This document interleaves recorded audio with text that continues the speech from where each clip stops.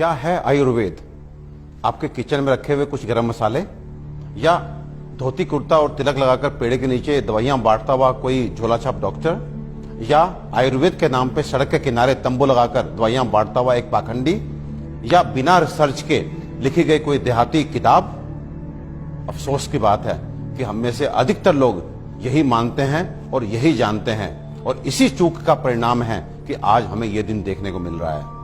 और साथ ही मैं आपको सचेत कर देना चाहता हूं कि अगर अब भी हम ना सुधरे, हम आयुर्वेद को नहीं जाने, नहीं पहचाने, तो मुझे नहीं मालूम कि आयुर्वेद का क्या होगा, लेकिन मानव जाति का पतन तो मैं निश्चित रूप से देख रहा हूं। और जो लोग मेरी इस बात से इत्तेफाक नहीं रखते, वो अपनी क्वालिटी ऑफ हेल्थ और क्वांटम ऑफ लाइफ को कंसिडर करें। साधनों के अभाव में हमारे बड़ों में से अधिकतर लोग 100 वर्ष की आयु तक पहुंचते थे। ये वो आयु है जिसकी आज हम साधन संपन्न होने के बावजूद भी कल्पना तक नहीं करते। और मैं एक बात आपसे पूछना चाहता हूं कि ये जो मॉडर्न साइंस है, ये किस तरह का इलाज कर रही है? कि आपको यदि शुगर हो गया तो आप दवाई खाइए, कब तक? जिंदगी भर। आपको ब्लड प्रेशर हो गया, आप दवाई खाइए, कब तक? जिंदगी भर। आपको थायराइड हो गया, आप दवाई खाइए, कब तक? जिंदगी भर। आपकी किडनी खराब हो गई, बदल दीजिए। आपका लिवर खराब हो गया, बदल दीजिए। आपको गांठ हो गई, काट डालिए। ये किस तरह की चिकित्सा है? और ये चिकित्सा नहीं, ये केवल सिम्टम्स को दबाना है, क्योंकि ये बाहर से आपको नॉर्मल रीडिंग देते हैं, शुगर ठीक है, ब्लड प्रेशर ठीक है, लेकिन अंदर बीमारी अपना काम कर रही है। 15 साल बाद आपकी किडनी खराब। किससे? शुगर से, ब्लड प्रेशर से। आज का नर्वस सिस्टम खराब, आपकी आंखें खराब, आपको ये कॉम्प्लिकेशन, आपको ये कॉम्प्लिकेशन। तो ये इलाज है या एलोपैथ का काला पर्दा?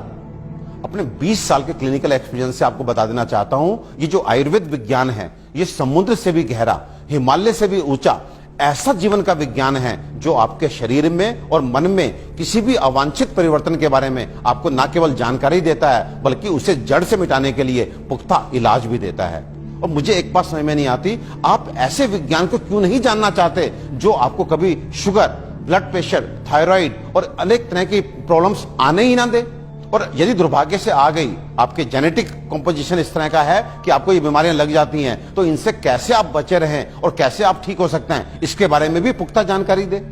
मित्रों, आयुर्वेद सबसे पहले स्वस्थस्य स्वास्थ्य रक्षणम के लिए आपको ऋतुओं के हिसाब से आपको क्या खाना चाहिए, क्या पीना चाहिए, किस तरह की जीवनचर्या आपकी होनी चाहिए, ये सब सिखाता है। और उसके बाद अनफॉर्चुनेटली यदि आप बीमार पड़ते हैं तो यहां पर लाखों दवाओं का वर्णन है, जिसमें आपकी काष्ठ औषधियां यानी कि जड़ी बूटियों से बनी औषधियां, आपके मिनरल्स यानी कि खनिजों से बनी औषधियां, रस औषधियां, इतनी सारी औषधियों का वर्णन है जो आपके उन बीमारियों के लिए भी आपको इलाज देती हैं, जिसमें आज का मॉडर्न साइंस जो है अपने हाथ खड़ा कर देता है। आज फैली किसी भी विषाणु जनित बीमारी के लिए वेंटिलेटर्स का इंतजाम मॉडर्न साइंस करता है। केवल किस लिए?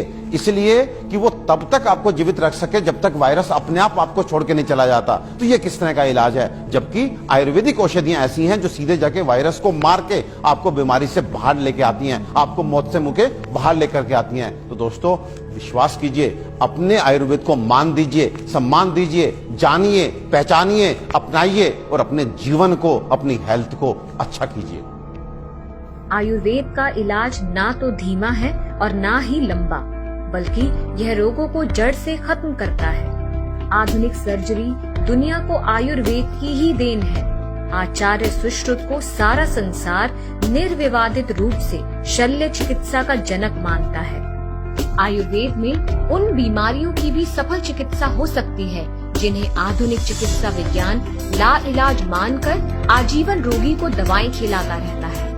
आयुर्वेद आपके और आपके बच्चों के लिए सुरक्षित है। आयुर्वेद